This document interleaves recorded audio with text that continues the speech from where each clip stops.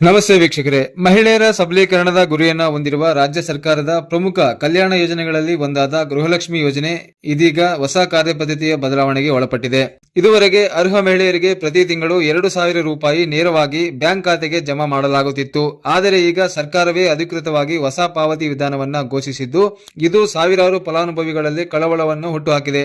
2023ರ ಆಗಸ್ಟ್ನಲ್ಲಿ ಪ್ರಾರಂಭವಾದ ಗೃಹಲಕ್ಷ್ಮಿ ಯೋಜನೆ ಕಾಂಗ್ರೆಸ್ ಸರ್ಕಾರವು ಚುನಾವಣೆಯ ಮುನ್ನ ನೀಡಿದ್ದ 5 ಭರವಸೆಗಳಲ್ಲಿ ಪ್ರಮುಖವಾದದ್ದು. ಮನೆ ಮುಖ್ಯಸ್ಥರಾದ ಮಹಿಳೆಯರಿಗೆ ಆರ್ಥಿಕ ಶಕ್ತಿ, ಸ್ವಾಭಿಮಾನ ಮತ್ತು ಸ್ವಾತಂತ್ರ್ಯ ಒದಗಿಸುವ ಉದ್ದೇಶದಿಂದ ಈ ಯೋಜನೆಯನ್ನ ಜಾರಿಗೊಳಿಸಲಾಗಿತ್ತು. ಕಳೆದ 1 ವರ್ಷದಲ್ಲಿ ಲಕ್ಷಾಂತರ ಮಹಿಳೆಯರು ಈ ನೆರವಿನಿಂದ ಮನೆಯ ದೈನಂದಿನ ವೆಚ್ಚಗಳನ್ನು ನಿಭಾಯಿಸಲು ಆರ್ಥಿಕ ಸಹಾಯವನ್ನು ಪಡೆದಿದ್ದರು. ಯೋಜನೆಯನ್ನು ಯಶಸ್ವಿಯಾಗಿ ಜಾರಿಗೆ ತರುವ ಸಲುವಾಗಿ ಸರ್ಕಾರವು ಸುಮಾರು 28,608 ಕೋಟಿ ರೂಪಾಯಿಗಳನ್ನು ಮಂಜೂರು ಮಾಡಿದ್ದು, ಇದು ರಾಜ್ಯದ ಇತಿಹಾಸದಲ್ಲೇ ದೊಡ್ಡ ಕಲ್ಯಾಣ ಕಾರ್ಯಕ್ರಮಗಳಲ್ಲಿ ಒಂದಾಗಿದೆ.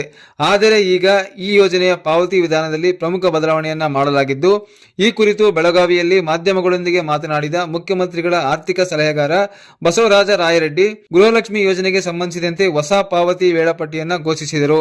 ಇನ್ನು ಮುಂದೆ ಪ್ರತಿ ತಿಂಗಳು 2,000 ರೂಪಾಯಿ ಜಮಾ ಮಾಡುವ ಪದ್ಧತಿ ಮುಂದುವರಿಯುವುದಿಲ್ಲ.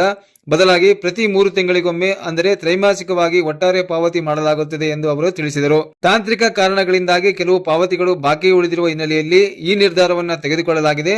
ರಾಜ್ಯ ಸರ್ಕಾರ ಆರ್ಥಿಕವಾಗಿ ಸ್ಥಿರವಾಗಿದ್ದರೂ ಕೇಂದ್ರ ಸರ್ಕಾರ ತನ್ನ ಪಾಲಿನ ಮೊತ್ತವನ್ನು ಬಿಡುಗಡೆ ಮಾಡುವಲ್ಲಿ ಆಗಿರುವ ವಿಳಂಬದ ಕಾರಣದಿಂದಾಗಿ ತಾತ್ಕಾಲಿಕ ನಗದು ಅರಿವಿನ ಸಮಸ್ಯೆಗೆ ಕಾರಣವಾಗಿದೆ.